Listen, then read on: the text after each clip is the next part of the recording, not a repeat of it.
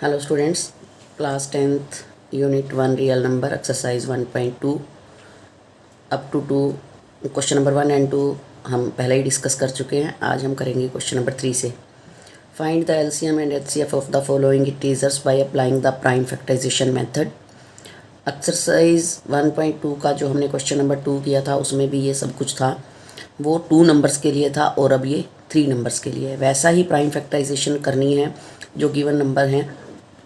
जैसे 12 का हमने बनाया 2 raise to power 2, 3 raise to power 1, 15 का बनाया 3 raise to power 1, 5 raise to power 1, 21 का बनाया 3 raise to power 1, 7 raise to power 1। अब अपने को निकालना है एलसीएम। एलसीएम में क्या होता है बच्चों, जो कॉमन है उनकी तो हाईएस्ट पावर उठा लो और जो नहीं है उनको भी कंसीडर करना है।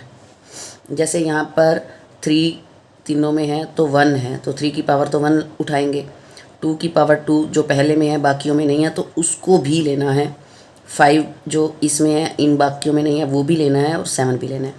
एलसीएम के अंदर कोई भी प्राइम फैक्टर को छोड़ना नहीं है। अगर 2-2 3-3 जगह पर है तो हाईएस्ट पावर वाला उठा लो, लेकिन उठाना ज़रूर है सारों को, ठीक है। तो ये मल्टीप्लाई होके आ गया 420।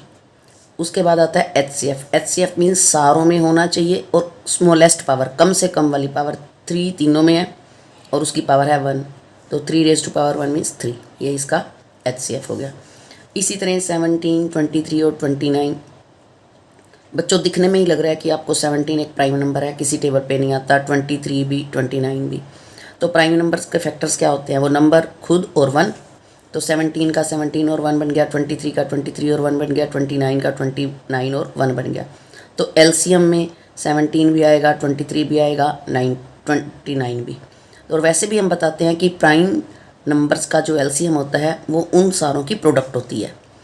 तो प्राइम नंबर्स जितने भी होते हैं उन सारों को मल्टीप्लाई कर दो, वही उनका एलसीएम आता है। एचसीएफ में तीनों में क्या है, 1 कॉमन। प्राइम नंबर्स का एचसीएफ हमेशा 1 होता है क्योंकि कोई कॉमन फैक्टर होता ही नहीं, तो 1 ही होता है उनका कॉमन फैक्टर। तो ये याद रखना कि जो एलसीएम है प्राइम नंबर्स का उनकी मल्टीप्लाई कर दो, और जो एचसीएफ होता है प्राइम नंबर्स का वो हमेशा 1 होता है। 8, 9 एंड 25 का सेम वही प्रोसीजर चलना है ऊपर जो क्वेश्चन पार्ट नंबर 1 और 2 में किया। 8 के फैक्टर्स बन गए 2 की पावर 3 और 1, 9 के बन गए 3 की पावर 2 और 1, 25 के बन गया 5 की पावर 2 और 1, क्योंकि 1 ही कॉमन है सारों में, तो ये 1 उसका एचसीएफ हो गया और इनकी जो प्रोडक्ट होगी that will be their LCM.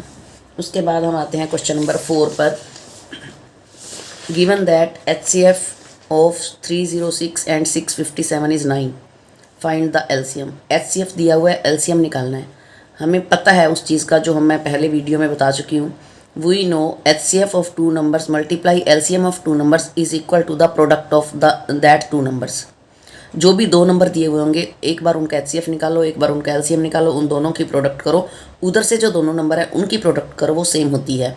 ये क्वेश्चन नंबर 2 में भी हमने वेरीफाई किया था, तो यही चीज़ यहाँ पर है, फार्मूला लगा दो।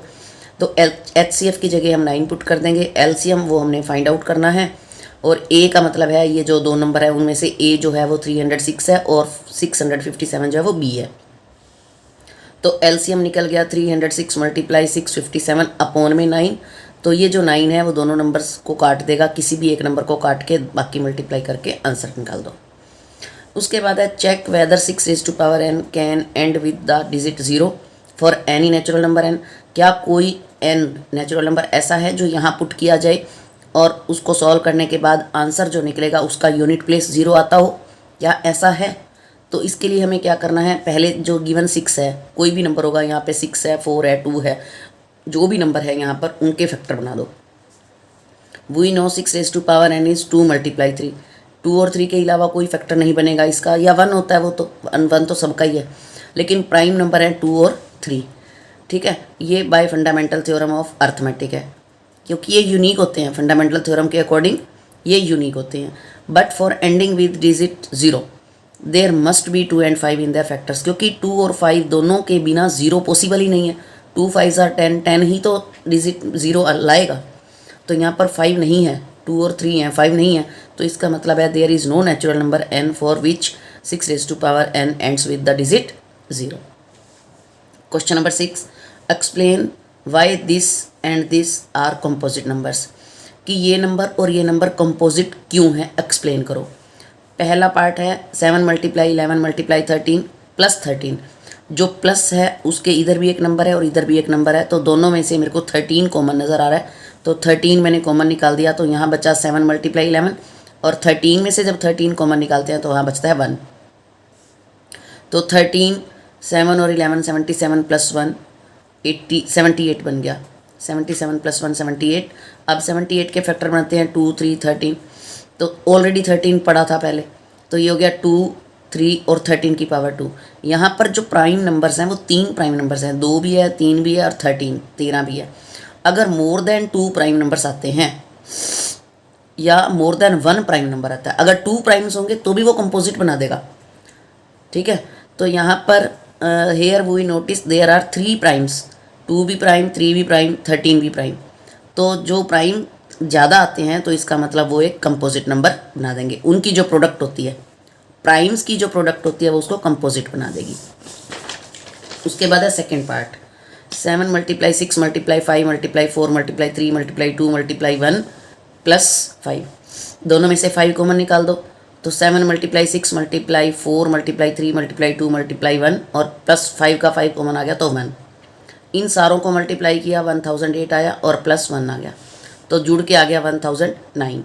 Hair we see there are 2 prime numbers, अगर 2 प्राइम नंबर हो, एक प्राइम नंबर हो तो होगा वो, लेकिन यहाँ 2 प्राइम है, अगर 2 प्राइम नंबर्स की जो प्रोडक्ट होती है वो हमेशा कंपोजिट होती है, and we know the product of 2 primes is called a composite, hence this number is composite. उसके बाद question number 7, there is a circular path around a sports field, Sonia takes 18 minutes to drive one round of the field while Ravi takes 12 minutes for the same. Suppose they both start at the same point and at the same time and go in the same direction. After how many minutes will they meet again? तो जब ऐसे कोई round लगाता है, कोई ज़्यादा time ले रहा है कोई कम टाइम ले रहा है, तो वो इकट्ठे कब होंगे, इसका मतलब होता है एलसीएम निकालना। तो 18 और 12 का आप एलसीएम निकाल दो, जो एलसीएम होगा इसका मतलब आफ्टर उतने ही मिनट्स जो भी आपका एलसीएम आएगा दे विल मीट अगेन। तो ये थे आपके क्वेश्चन 7 तक। So try to understand. Thank you, have a nice day.